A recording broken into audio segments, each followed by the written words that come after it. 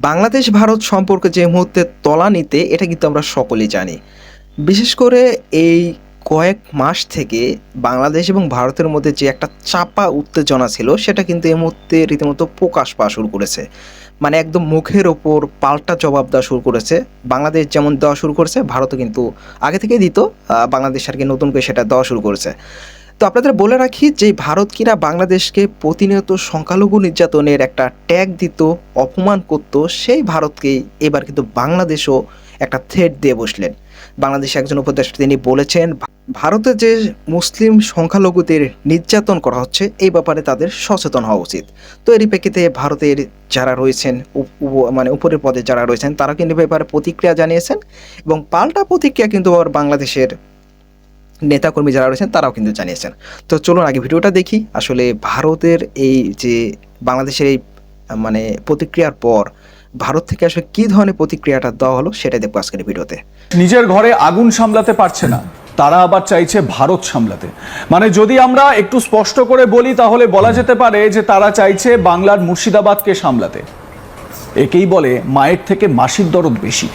বাংলাদেশে হিন্দুরা এখনো ভয়ে সেই বাংলাদেশ নাকি দাবি করছে বাংলায়, বিশেষ করে মুর্শিদাবাদে নাকি মুসলিমরা আক্রান্ত হয়েছে।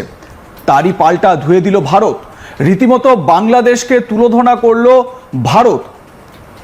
ওয়াকফ ইস্যুতে ইউনুসের তরফ থেকে বাংলাদেশের প্রধান উপদেষ্টার প্রেস সচিব শফিকুল আলম যা বলেছিলেন তাতে রীতিমতো তোলপাড় হয়ে গিয়েছে।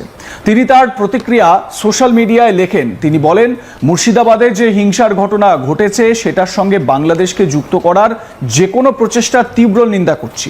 আমরা মুসলিমদের উপরে হামলার ঘটনার তীব্র নিন্দা জানাই, যে ঘটনার জেরে প্রাণহানি এবং সম্পত্তিহানি হচ্ছে। আমরা ভারত সরকার এবং পশ্চিমবঙ্গ সরকারকে সংখ্যালঘু মুসলিমদের সুরক্ষা নিশ্চিত করার জন্য আর্জি জানাচ্ছি। কিন্তু এই শফিকুল আলম এটা জানেন না যে মুর্শিদাবাদে যারা আক্রান্ত হয়েছেন তাদের 99% হিন্দু। আমি যদি 100% হিন্দু বলি সেটাও অত্যুক্তি হবে না। হিন্দুদের ওপরেই আক্রমণটা হয়েছে এবং বাংলাদেশ থেকে দুষ্কৃতীরা এসে তারাই অশান্তি চালিয়েছে। কেন্দ্রীয় স্বরাষ্ট্র মন্ত্রকের রিপোর্ট এমনটাই বলছে। তার এই মন্তব্যের পরেই অনেকে বলছেন যে এই মুর্শিদাবাদের ঘটনায় যেখানে অনেকে বাংলাদেশের যোগ দেখেছেন সেখানে কি করে বাংলাদেশের তরফে এমন মন্তব্য? তাহলে কি নজর ঘোরাতে এই কাজ? যদিও এই ঘটনার তীব্র নিন্দা করেছেন ভারতের বিদেশ মন্ত্রকের মুখপাত্র রণধীর জয়সওয়াল।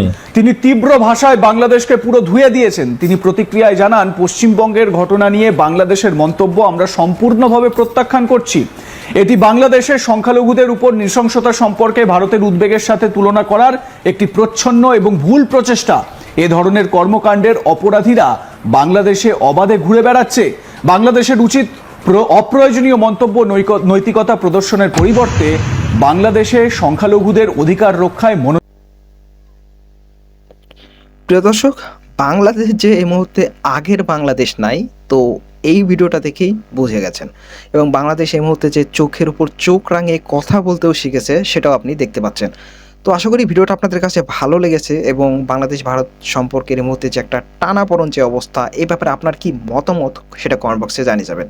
যদি ভিডিওটা ভালো লেগে থাকে দয়া করে ভিডিওতে একটা লাইক করবেন, চ্যানেল নতুন হয়ে থাকলে সাবস্ক্রাইব করবেন এবং দেখা হচ্ছে পরে কোনো ভিডিওতে। এবং এর পরবর্তীতে যদি তাদের কোনো প্রতিক্রিয়া দেখানো হয় সেগুলো আমরা এই ভিডিওতে তুলে ধরবো।